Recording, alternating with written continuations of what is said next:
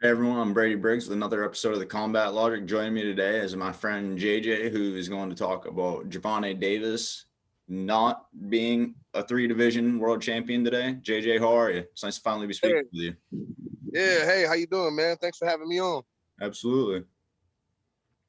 No, there was this article saying that Gervonta Davis is not a three-division world champion, and I saw that you were agreeing with it. Why is that?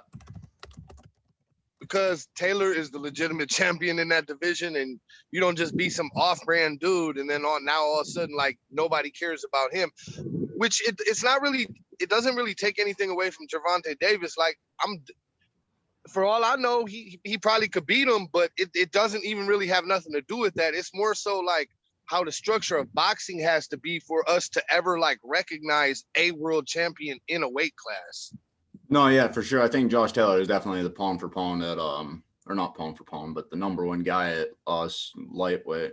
Um And that's what I'm saying. To me, in my opinion, it's or until beaten. light welterweight, my bad. At 140 Yeah, pounds, yeah. he's the best, yes.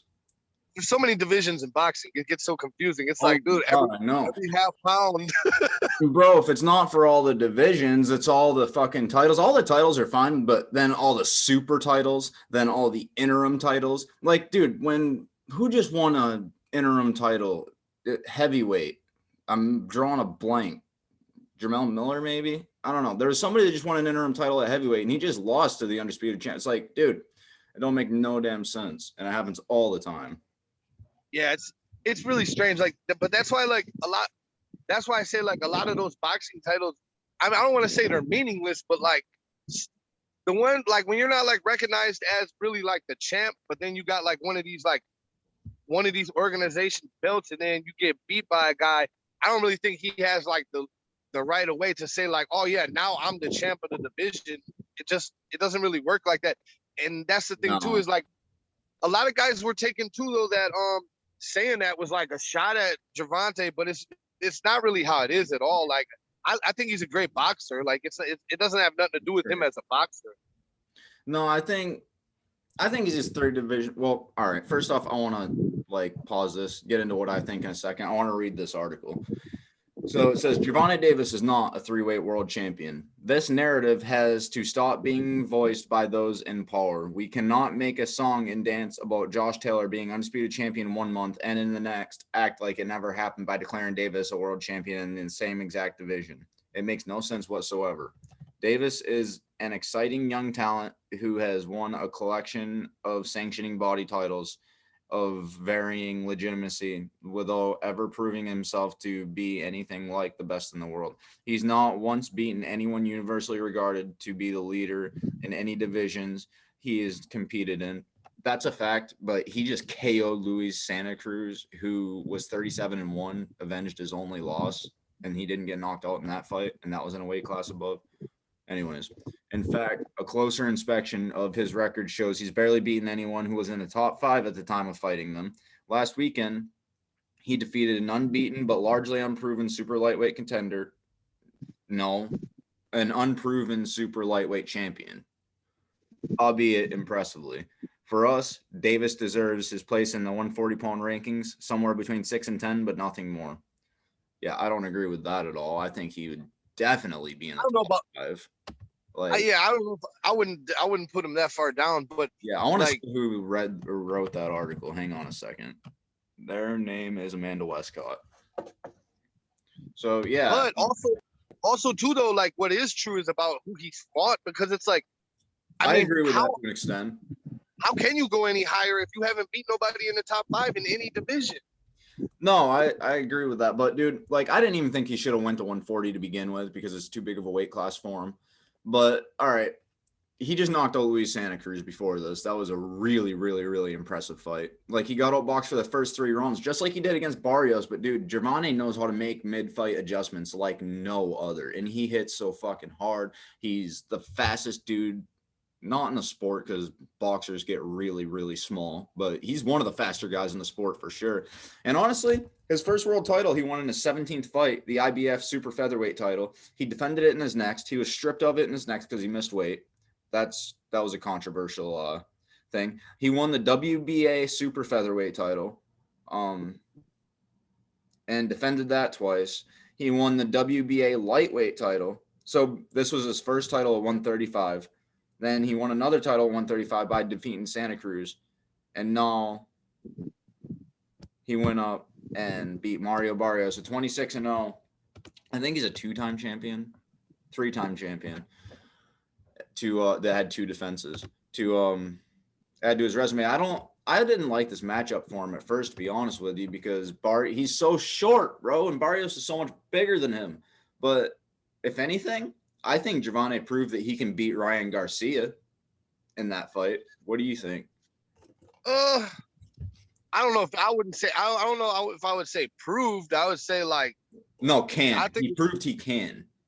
Oh yeah, I think it'll be a competitive fight. I don't really know even who I would pick as a winner, to be honest, but because it's just like, to me that's a big step up in competition. Like, you rattle off these guys that he's beaten, also these guys that he's beaten. Boxing records are so fucking misleading. Like, guys being 18-0 don't mean shit. You know what I mean? Like, it literally doesn't.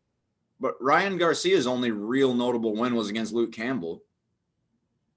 True. Who honestly, for a boxer, doesn't even have a good record. He does have a good record. He's a wicked boxer, but he does not for the elite of the elite. He doesn't.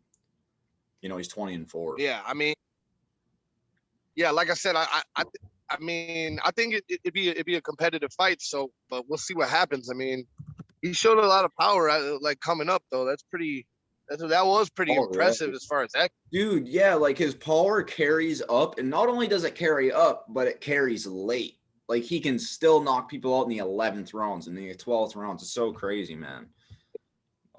Let's see. I'm looking at Devin Haney's record. His best win is against Jorge Linares. Other than that, is Yorkis Gamboa, who, Gervonta finished, and he didn't. What about, we talked about Ryan Garcia. Tio, obviously he beat Nakatani, and he beat Vasyl Lomachenko, even though I think it was a draw. He beat him. I don't know about that. I mean, I don't think Vasyl won, but I thought it was a draw. I thought Vasyl won the second round and rounds 7 through 12. I think or 8 through 12, not 7 through 12, 8 through 12. He started way too late in that fight, though. Like, that's his own problem. But people get so gassed off his footwork. I think he's very overrated as a boxer. I don't really think he's like the most powerful guy, and I don't know. Oh, he's not the most powerful guy. He's kind of he's like the boxing version of TJ Dillashaw. Kind of like I said last night. He's just in your face. He can switch stances while striking. He can hit you when you don't see it coming. Who do you think is the best lightweight boxer in the world? Froze there. All right, you good? You want to? Yeah, I'm here. All right, come back and say that. Well, who do you think the best lightweight boxer in the world is?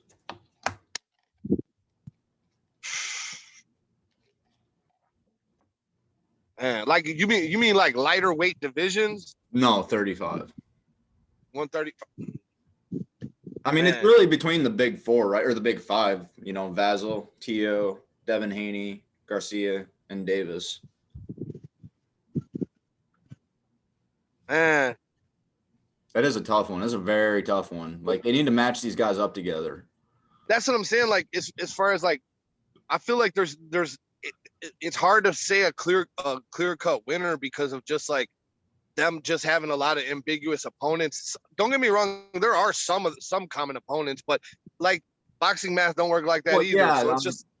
Yeah, I was just gonna say one of them would probably beat one of them, and then the one that lost to that dude would beat the guy that beats the guy that fucking beat him. It's just like MMA. Yeah, it's really stylistic too. It's just like some guys aren't going to do good against others. A guy might lose to one guy and beat another. It's just like, I don't really see like a clear cut guy. Yeah, I feel like they're hesitant. And then too is like, go ahead. Go ahead. No, I'm good. Okay. I feel like they're hesitant to put these fights together because of like what might happen. They won't have 5 guys at the very top if one of them loses. But it's like, bro, boxing brings our own rematches and trilogies better than any sport in the world. Like, you know what I mean? Exactly. Like, the trilogies in boxing history, dude, like, there's so many wicked ones. There's like, they don't make them for no reason. Well, and that's the thing. But the thing is, though, too, is Wilder 3. Yeah, I was about to say a lot of that No hasn't reason. been happening lately. I think like I mean, I don't know. I guess maybe if you go back to like Marquez and Pacquiao, they fought so many fucking Yeah, times. Like fought 4 or it's 5 just like times, you don't really bro. see like, yeah, you don't see like all that like guys just to keep fighting all the time neither. But also too, it's hard to make it work when with all these different promoters because they're especially Bob Arum, dude. Yeah. You don't like Ball Baron? Not a fan at all. I feel like he's the reason a lot of fights haven't got done over history. Yeah, I could see that. Yeah. Don't get me wrong. There's been other factors. Well, I'm not saying he's the only one, Well, but I'm just like, yeah, I think he's important for the sport and all, as is Tommy Hearns and, the others. But going back to what you were saying about the Undisputeds, I want to say this before I forget. You say Josh Taylor is the undisputed 140-pound champion. So anybody else, Gervonta Davis included, like they win a belt in that weight class, they're not the real champion. So I can see how you'd think that. I can see other people would think that. The way I think of it is like the different titles are different promotions. Like I said, Gervonta Davis, he won the IBF super featherweight title. Okay, we'll act like IBF is the UFC. And then he goes up and wins the WBA title in the same weight class. We'll pretend that's Bellator. And then he wins. Actually, he's only won IBF and WBA titles. Okay, let's say he won a WBC title somewhere in here. He won a title in PFL, something like that. I know that's not how it goes. Like all these titles can be defended on the same card, but that's the way I look at it more so than anything. yeah, I mean, it honestly like like thinking about it like that helps my brain make better sense of it. Even though I've been a boxing fan longer than MMA, there's been periods where I kind of like went away from boxing and was more. I mean, I don't want to say a casual fan because I know boxing, but it's just like just from afar. I wasn't like just following as closely. Like honestly, even now, like I'm starting to get more back into it, but it's just like for a while, man, I was just like turned off because just like a lot of fights weren't happening. But now it seems like they're starting to come back. Just barely. Yeah. Like they started with that last year, like late last year. Thank God. I think the first one was Vasil and Tio, the first like really big fight they made. And then Gervonta Davis fought Santa Cruz the next month. I want to see them fight each other, man. I want to see Vasil and like they're my two favorite boxers, Gervonta Davis and Vasil Lomachenko. I don't want either of them to lose, but I want to see those two fights so bad. Like I want to see how that goes. My favorite is Hopkins, but Bud, I mean. Oh yeah, that'd be a good one too. Wait, who do you want Crawford to fight? Hold on. Damn, I can't move, otherwise I go out of signal. It's all good. Who do you want Crawford to fight? I want Crawford. Spence. No, I was just saying he's my favorite in general, but I would love for him to fight Spence. Oh, okay. Yeah, I think that's the fight everybody needs to see, bro. Everybody needs to see it. I think he'll win though. Bud? I don't see nobody. I don't see nobody stop. Yeah, he would beat Errol Spence. I think that's why Errol Spence is, declined the fight 100 times. I don't mean to talk shit on him. I love Errol, but he doesn't want that fight. He's made that very clear. Yeah, I don't think anything good comes to anybody fighting that man right now. He's in the zone. The last fight I saw I was like, wow. Oh yeah, I was amazed. And Terrence Crawford, he's one of those fighters. He's too technical for me to really, really be able to break down what he does. Because I don't even know what it is that he does that's so effective. But, dude, his shot select, because he's not the most volume-dense fighter, but he knocks everybody out. His shot selection is just so beautiful. His timing is, he's special, man. And he can wrestle really well, too. It's the precision. Yeah, he would have done well in MMA, too, probably, because he came from a wrestling background. That'd be super interesting. So did Vasil Lomachenko. But all right, to wrap the video up, who do you want to see Gervonta Davis fight next? And what weight class? I would say I'd like to see him defend. I'd like to see him defend a couple of his lightweight belts, honestly. I mean, it's like I'm trying to like envision, is he gonna like, I mean, honestly, I would love for him to fight Taylor. That would be awesome at 35 or 40, dude. I'm down with that.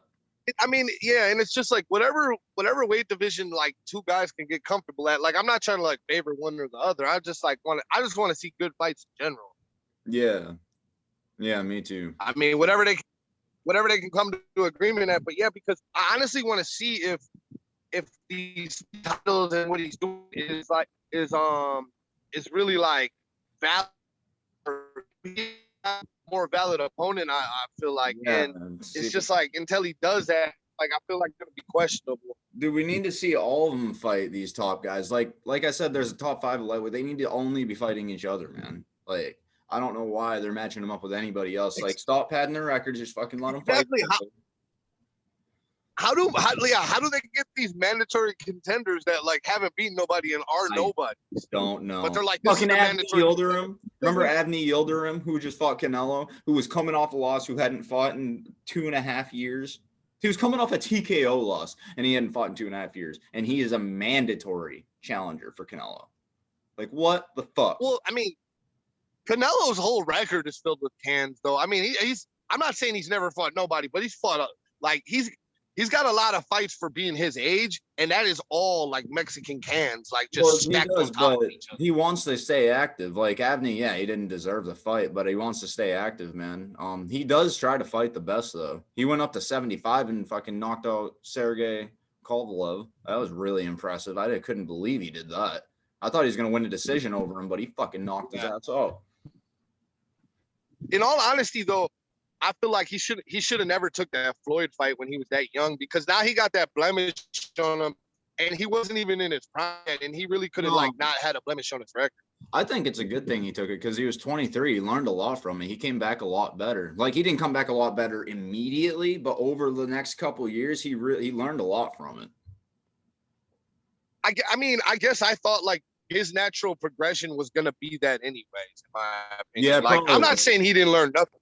I'm not saying he didn't learn nothing in the fight, but I just feel like, I don't know, man, like he could be out here talking about like almost like, oh, I'm building a record like Floyd because he got so many fights, but it'll never come to be now. Yeah. I mean, it's nothing to be ashamed of for your only loss to beat a Floyd anyway. Plus the money. I'm sure he wasn't mad at the money. Oh yeah, for sure. I mean, especially all the money he's made since then too, man. He hasn't lost since. Like, he's great. There's a reason he's pawn for pawn #1. But all right. So I'm gonna end this video because I got another podcast to do in like a half hour here. But I'll have you on sometime next week if you want, and we'll discuss something. All right. I appreciate it, man. Yes, sir. Thank you everybody for tuning in. See you later. See you, JJ.